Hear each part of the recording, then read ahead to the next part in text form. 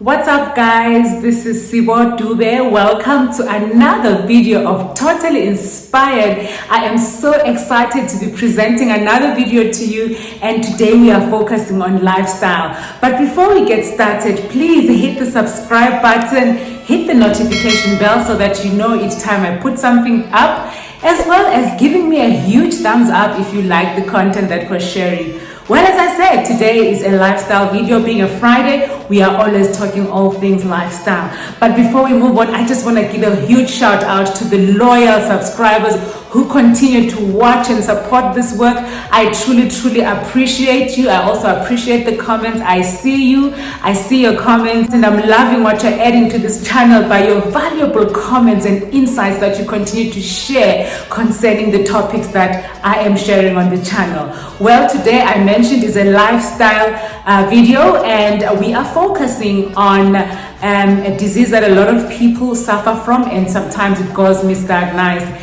and this is bipolar. The reason why we're focusing on bipolar today is because March the 30th was International Biopolar Day, and I thought what better way to actually create awareness around this condition than to have a video at the end of the week that focuses on the disease. The other special thing that you must consider about this video is that I shot the content at the Hope Alive's online station studios, where I was actually presenting on this topic. Please do enjoy and do keep the comments coming, and your support once again is much appreciated. So before we get started with the video, I would like us to take a listen to our jingle, and then soon after we will cross over to the studio recording. And please do share this video with people whom you think are going to benefit from the content that is shared. Enjoy. Hello queens, hello phenomenal women, hello inspirational women. This is your girl Sibo Dube. Welcome to Totally Inspired, a channel where we talk all things leadership and all things lifestyle. Before we get started, please hit the notification bell and the subscribe button, because you don't want to miss out on this content which has been created with you in mind, so you can enjoy a full life, because girl, you deserve it.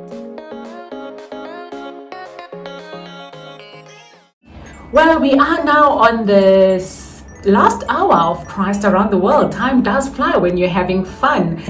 And as promised earlier, we are going to be looking at bipolar disorder. And as mentioned to you, the world was celebrating a Bipolar Day, International Bipolar Day, on March the 30th, a few days ago. And a lot of people struggle with this condition. And as I mentioned in our opening, I was saying that for many people, as Africans, we often believe that you can't suffer from some of these mental illnesses like depression or bipolar, to mention this particular one.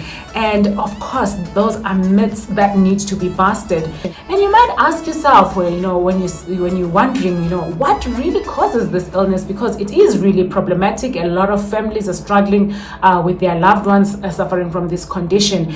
The exact cause of bipolar disorder is unknown, but several factors may be involved, such as biological differences. People with bipolar disorder appear to have physical changes in their brains.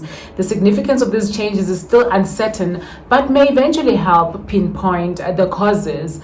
Secondly, genetics. Bipolar disorder is more common in people who have a first-degree relative, such as a sibling or a parent with the same condition. Researchers are trying to find genes that may be involved in causing bipolar disorder. So there you have it. It's not quite clear at the moment. I think it's one of those illnesses that people are still trying to grapple with and understand, but we've been given the issue around the biology as well as the genetics as being possibilities of what could be the reason why we have bipolar.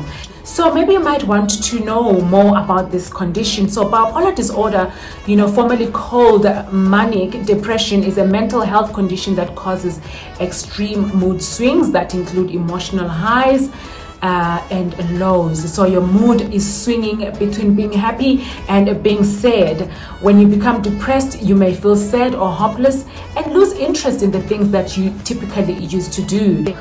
These mood swings can affect sleep, they can affect energy, They can affect activity or even impair your judgment and change your behavior and the ability to think clearly. So that is just an overview of this condition which many people suffer from, and if it goes undiagnosed, we've learned that it can actually become very detrimental, and the effects can really be massive. So episodes of mood swings may occur rarely, or sometimes they do occur multiple times. While most people will experience some emotional symptoms between episodes, some may not experience any. So although bipolar disorder is a lifelong condition, you can manage your mood swings and other symptoms by following a treatment plan. So it's not really like a death sentence. There can be a treatment plan that you can follow, and in most cases bipolar disorder is treated with medication and psychological counseling. So you may wonder what some of the symptoms are, for bipolar. There are several types of bipolar and related disorders. Symptoms can cause unpredictable changes in mood and behavior and result in significant distress and it's just a complicated life. And the worst thing is that it also affects those people that you live with, or your loved ones. They become impacted by the mood swings, your condition, and it's more perplexing and more frustrating if there's been no diagnosis whatsoever as to what is going on. And it is quite something that is troubling a lot of people of all ages, of all races, and various social classes.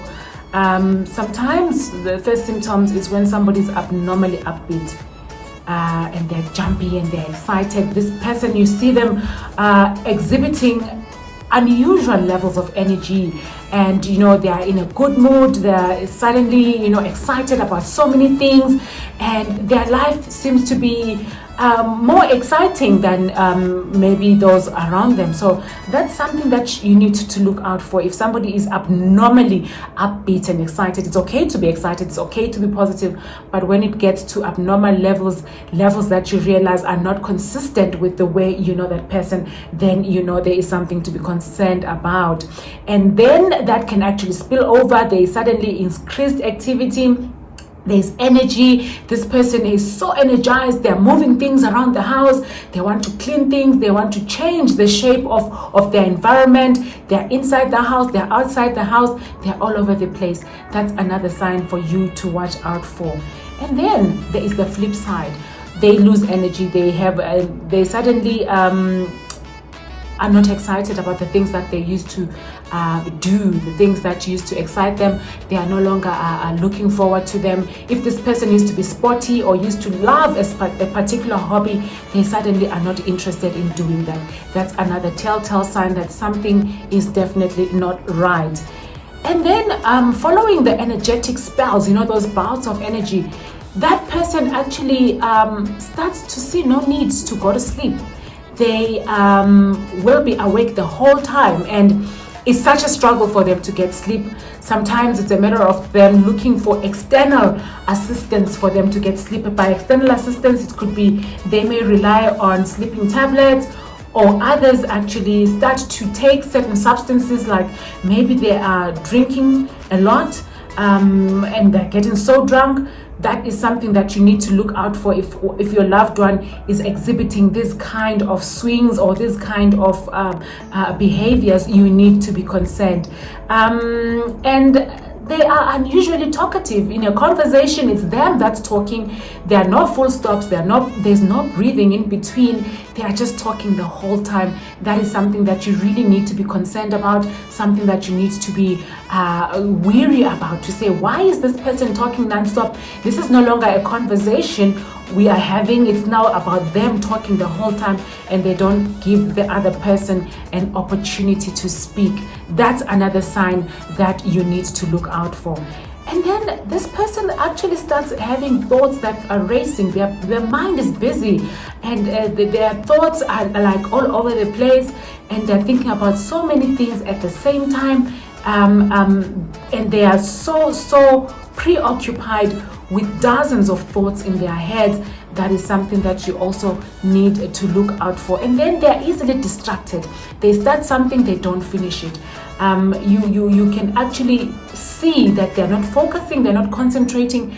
This becomes very problematic, especially when it's children that are going to school. They are no longer able to focus, and as a parent you need to be wary of those kind of behaviors. Look out for behaviors of where a child is distracted and they are not focusing. And there's also the issue of poor decision making.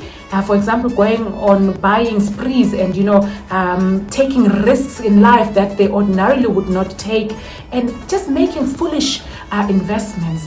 It might irritate you as their loved one. You might think, what's gotten into this person's head? But when you start to piece the puzzle together, when you start to observe these behaviors, you must actually leave room for the fact that maybe this is a condition that needs medical attention, that needs psychological attention, because it could easily be a condition of a bipolar. Well, I think this has given us a clue as to what to look out for. When we come back, we will look at other elements of this disease, and we'll look at symptoms to look out for, especially in children and teens that may be suffering from a bipolar. For now, let's take a breather and listen to some more music.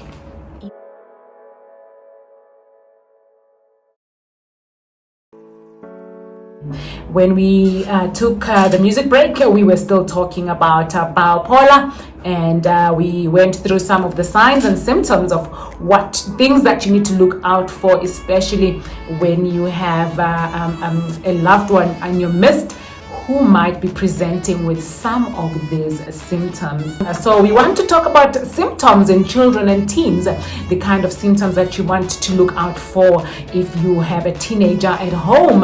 And the tricky thing about bipolar in teenagers is that one can easily dismiss it and think that maybe it's an issue of them being just teenagers. We know that when children become teenagers, they have mood swings, the hormones are raging, and it does not become something nice in the end. They're always in bad moods, and it's so difficult to tell it apart from the normal teen issues versus a real issue around depression and bipolar. But the pattern can vary from that of others with bipolar disorder, and moods can rapidly shift during episodes.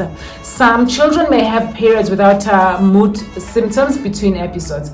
The most prominent signs of bipolar disorder in children and teenagers may include severe mood swings that are different from their usual mood swings. So that's the only thing that you can actually look out for, I think. When the mood swings actually become very, very severe, then you have something to be concerned about as a parent, and that is when you start to seek medical help as well as psychological help. It is okay to look for that help. And with that, I think we also may want to talk about what needs to be done, to prevent it or how to deal with it. It's well and good to know the symptoms and understand the causes, but it's also important that what do you do when you find yourself in a situation where a loved one has it? How do you work around that? Well, we'll take a breather, and when we come back, we will actually look at some of the ways to manage that.